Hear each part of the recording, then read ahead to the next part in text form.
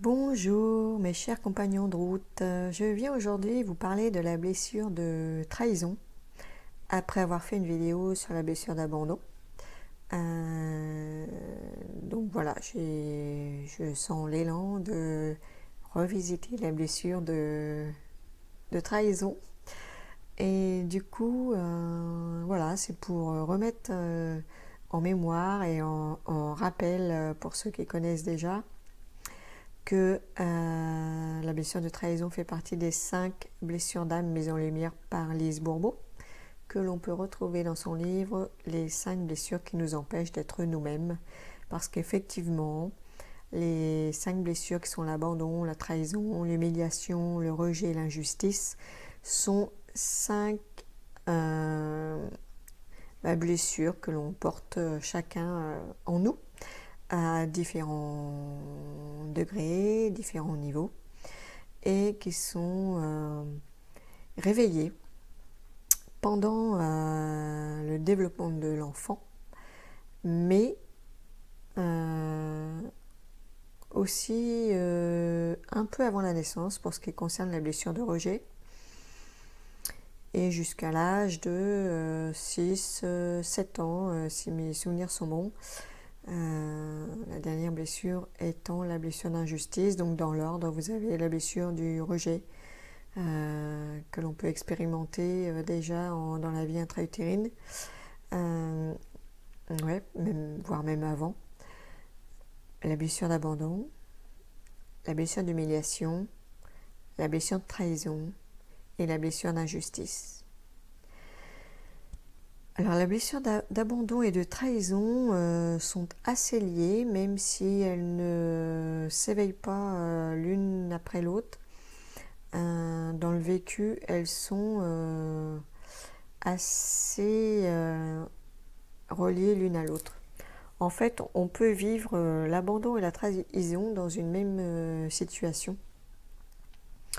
Je dirais même d'ailleurs qu'on peut vivre les 5 blessures dans un même instant, un même moment. Puisque ça m'est arrivé à l'âge de 15 ans, je ne savais pas que c'était les 5 blessures d'âme, mais il m'est arrivé un événement où je me suis retrouvée effectivement à vivre en l'espace de 10 minutes de temps, à la fois le rejet, l'humiliation, l'abandon, l'injustice et la trahison.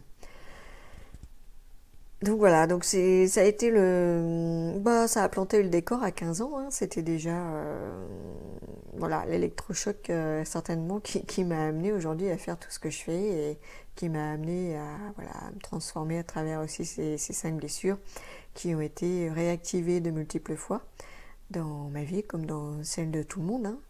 Parce qu'elles sont éveillées pendant l'enfance, mais elles sont réveillées à l'adolescence, et puis encore réveillées, si on n'a pas bien compris, à l'âge adulte, jusqu'à ce qu'elles soient enfin reconnues, libérées, intégrées, etc. Donc ce sont 5 grandes portes en fait qui nous servent de fil rouge tout au long de notre vie. Et la blessure de trahison est une blessure qui s'éveille au moment du complexe d'Oedipe, entre l'âge de 2 et 4 ans.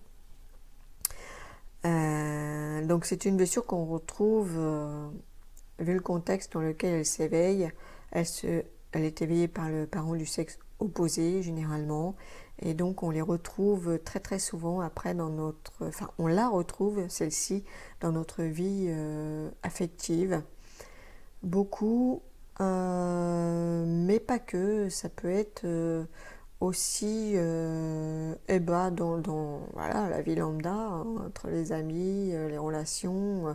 La blessure de trahison, c'est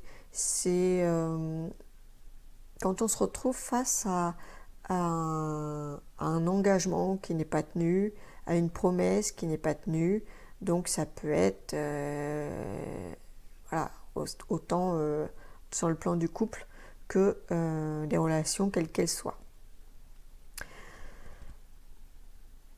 Alors ça touche la confiance en l'autre, mais aussi la confiance en soi, parce qu'en fait, à partir du moment qu'on porte cette blessure, celle-ci ou une autre, il faut être conscient que la trahison, elle est aussi et avant tout envers nous-mêmes.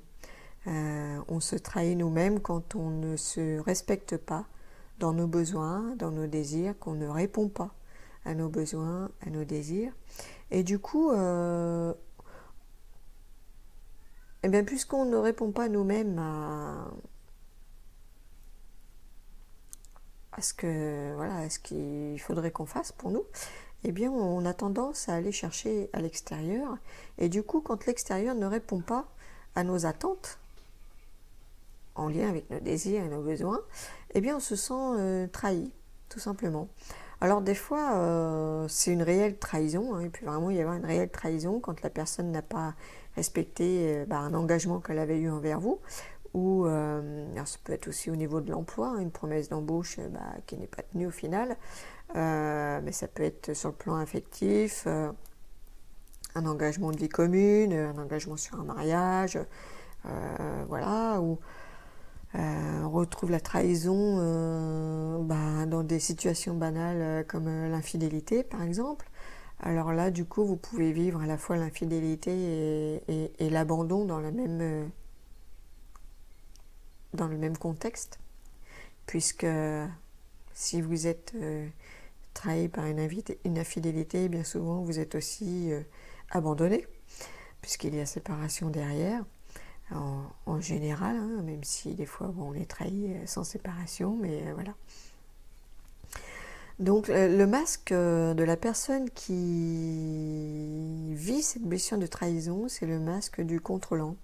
Donc elle va tout contrôler et contrôler aussi surtout la vie des autres pour être sûre que l'autre va bien répondre à ses attentes en fait.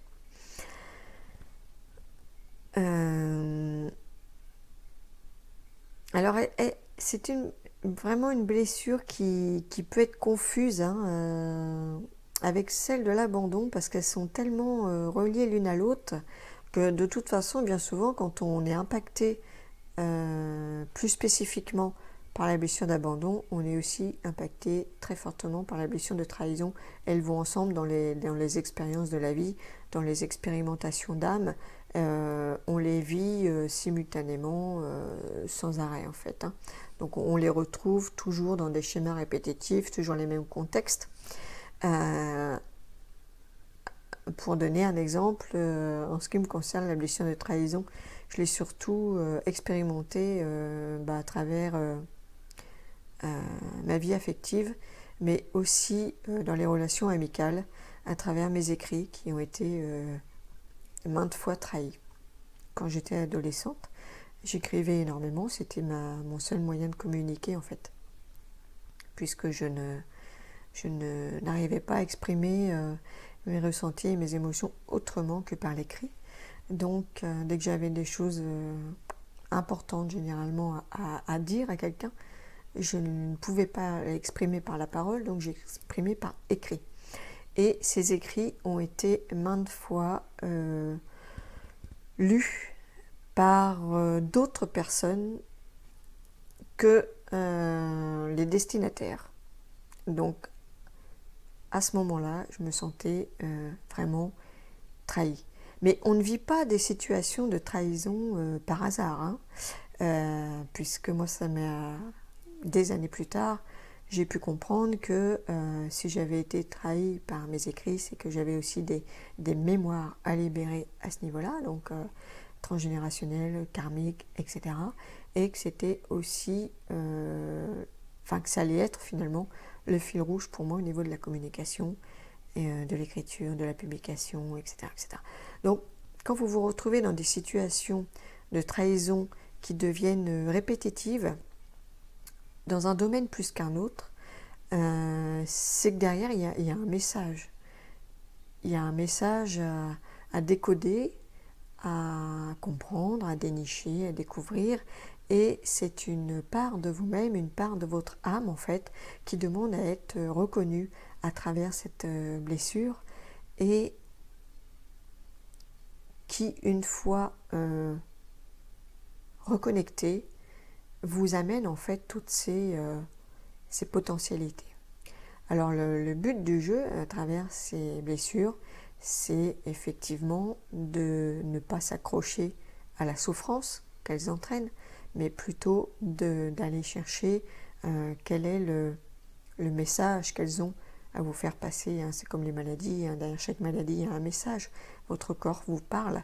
Et bien là, les blessures, les 5 blessures d'âme vous parlent aussi. Elles ont des messages à transmettre à votre âme. Alors, dans la trahison, c'est souvent aussi par rapport à soi, hein, qu'on se trahit avant tout, puisque on se ment à soi-même. On ne respecte pas les engagements que l'on prend avec soi-même, hein, quand on décide de prendre soin de sa santé, par exemple. Allez, on se dit, tiens, allez, je vais aller faire du sport, je vais me mettre au sport, ça va me faire du bien, ça va m'oxygéner, ça va m'aérer, etc. Et puis que finalement, on y va une fois, 2 fois, et puis on laisse tomber parce qu'on a autre chose à faire, voilà, on n'a pas le temps, on ne prend pas le temps, ceci, cela, le travail, les enfants, la famille, etc. On a tout un tas d'excuses pour ne pas répondre à ce besoin qui est pourtant vital pour le bien-être. Et du coup, eh bien voilà, l'âme se sent trahie. Elle se sent trahie et du coup, vous allez commencer à perdre votre énergie, à vous sentir fatigué, à vous sentir peut-être anxieux ou irritable face à certains événements de la vie, certaines actualités, comme en ce moment, il y a de quoi faire, hein, pour les travailler sur nos émotions. Et du coup, vous vous trahissez vous-même en ne répondant pas à ce dont votre corps a besoin, à ce dont votre âme a besoin et votre esprit. Alors on se trahit aussi voilà, par rapport aux engagements, par rapport à des promesses, c'est les besoins de l'âme en fait, hein. C'est surtout ça, hein, ce sont 5 blessures d'âme. Eh bien, c'est au niveau de l'âme qu'il faut aller chercher, et donc il faut sortir du mental, hein, bien sûr. Il faut prendre un petit peu de recul et de hauteur, sortir de la tête et redescendre vers le cœur pour essayer de comprendre ce qui se passe derrière tout ça.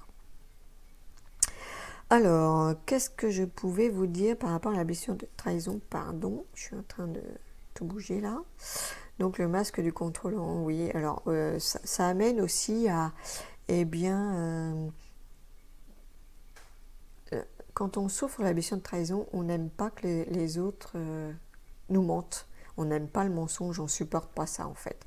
Et on le sent, hein, quand quelqu'un nous ment, on le sent tout de suite. Et c'est quelque chose qui nous dérange profondément. On se sent trahi quand on sent que la personne, elle n'est pas authentique, elle n'est pas intègre, et on sent que c'est pas... Voilà, elle brode un peu, elle nous dit pas vraiment la vérité sur ses ressentis ou sur ce qu'elle a fait, etc. Et voilà, c'est quelque chose que l'on ressent parce qu'on a une forte sensibilité qui fait qu'on sait, on ressent les choses. Et là, du coup, j'interpelle vraiment ceux qui pensent que certaines personnes ne se montrent pas sous leur vrai jour, qu'elles ne leur disent pas la vérité, qu'elles leur cachent quelque chose, qu'il y a un manque de confiance quelque part, et ça vous dérange profondément. Eh bien, je vous amène à aller vous interroger. Dans quelle mesure vous, par rapport à vous-même, où est-ce que vous n'êtes pas sincère avec vous-même? Il y a une part de vous qui n'est pas sincère avec vous-même. Si vous voyez ça chez l'autre, c'est qu'il y a une part de vous qui n'est pas sincère envers vous-même. Donc interrogez-vous et demandez-vous où est-ce que je me mens à moi-même? Où est-ce que je ne suis pas authentique avec moi-même? Dans quelle mesure je ne suis pas dans ma propre vérité? Celui qui souffre de la blessure de trahison, en fait, tous les reproches qu'il fait à l'autre, il le fait lui-même, hein. Il va mentir lui-même pour arriver à ses fins avec l'autre. Il va il va, comment dire, il va enrober les choses, il va être dans la séduction pour arriver à ses fins, pour arriver à obtenir ce dont il a besoin par rapport à ses attentes. En fait, quelque part, il y a quelque chose d'assez égoïste parce qu'en fait, il ne prend pas en compte les limites, les croyances de l'autre. Et il s'attend à ce que l'autre réponde à ses besoins comme lui, il le ferait, par exemple, pour quelqu'un. Il s'attend à ce qu'on réponde en fonction de lui, ses propres croyances, ses propres besoins. Et il ne voit pas l'autre tel qu'il est, en fait, avec ses limites, ses croyances, ses peurs, ses émotions, etc. Il ne prend pas en compte l'autre tel qu'il est vraiment. Et voilà, ça ne lui vient pas à l'idée, c'est voilà, c'est comme ça. Donc dans quelle mesure on se trahit soi-même, dans quelle mesure on est infidèle à soi-même, dans quelle mesure on se manque d'amour pour soi-même. À partir du moment où on se sent trahi, de quelque manière que ce soit, et bien toujours revenir à soi, à chaque fois c'est la même réponse, de toute façon. Quand quelque chose nous dérange chez l'autre, dans quelle mesure ça nous dérange, pourquoi ça nous dérange, qu'est-ce qui fait que ça nous dérange. L'autre, il est tel qu'il est, on n'a aucun jugement à avoir par rapport à ce qu'il est, à ce qu'il fait. Si ça nous dérange, si ça nous irrite, c'est parce que c'est viscéral. Quand ce sont des blessures d'âme profondes, comme ces 5 blessures, c'est viscéral. On ne peut pas s'empêcher de réagir, on ne peut pas s'empêcher de... Voilà, c'est plus fort que nous, ça ne peut pas glisser, ça ne peut pas... C'est impossible. Donc derrière tout ça, il y a quand même des mémoires karmiques et transgénérationnelles qui sont assez fortes et qui en fait vous font réagir d'une manière qui n'est pas vraiment... qui ne vous appartient pas vraiment en fait. Donc, à travailler, à aller voir ce qui se passe et à prendre du recul. Dès que vous êtes dans la réaction par rapport à quelqu'un, essayez de vous poser et de limiter la réaction. Essayez de prendre du recul par rapport à vos émotions quand c'est possible. Je sais bien que c'est pas toujours possible, que voilà, des fois voilà, ça part, surtout dans la trahison. Généralement, la trahison, ça amène vraiment des énergies de colère ou de tristesse, mais la tristesse est une colère passive, finalement, donc c'est la même chose. C'est quelque chose qu'on vit vraiment au fond de nos tripes. Donc, à partir du moment où on le vit comme ça, c'est que, eh bien derrière, il y a quelque chose à aller dénicher. Il y a une intolérance, généralement, dans la blessure de trahison, une intolérance par rapport aux mensonges, une intolérance par rapport aux gens qui sont tout le temps en retard, une intolérance générale, quoi. À partir du moment où la personne ne répond pas comme on l'attend, eh bien, il y a une intolérance qui se met en place. On a peu de patience. C'est vraiment un défi, un challenge de devenir patient par rapport aux gens qui ne réagissent pas comme on le voudrait. On s'occupe beaucoup des affaires des autres, mais on ferait mieux de regarder un petit peu ce qui se passe chez nous, parce que finalement le problème il est chez nous, il n'est pas chez l'autre. Jamais, jamais. Alors qu'est-ce que je peux vous dire de plus que tout ça? C'est déjà beaucoup, je pense. Donc les peurs, principalement chez la personne qui souffre de la blessure de trahison, c'est la peur du reniement, de la séparation et la peur de la dissociation. Alors on a peur de s'engager justement par peur du désengagement de l'autre. On a un tel manque de confiance en l'autre que voilà, on a du mal à s'engager.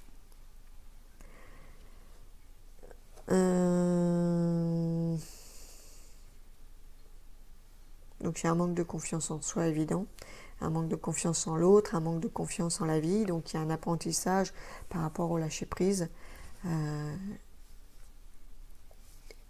et un apprentissage aussi à se faire confiance à soi, à ce qu'on ressent intérieurement, faire confiance à notre intuition.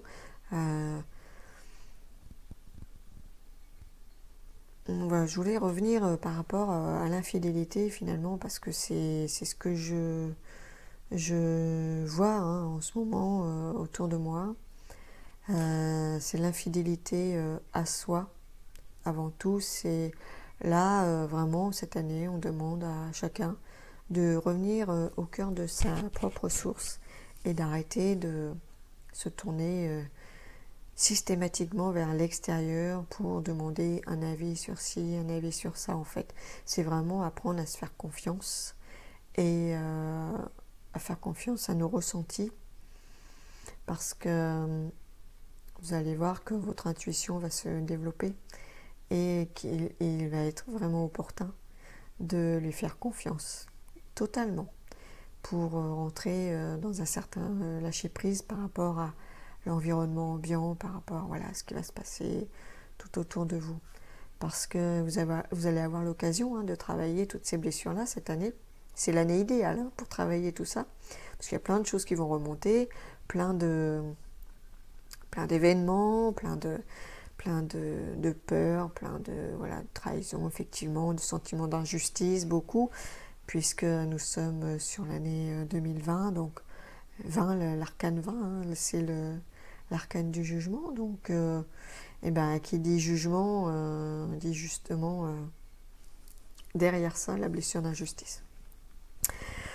Donc voilà, grosso modo, les promesses non tenues, l'infidélité, confiance trahie, ce sont les grands thèmes.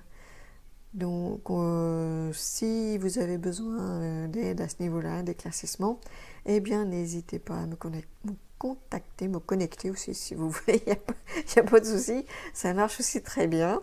Donc me contacter ou me connecter, c'est comme vous voulez. Et puis en attendant, je vous souhaite de prendre bien soin de vous, de prendre bien soin de votre âme et de votre lumière.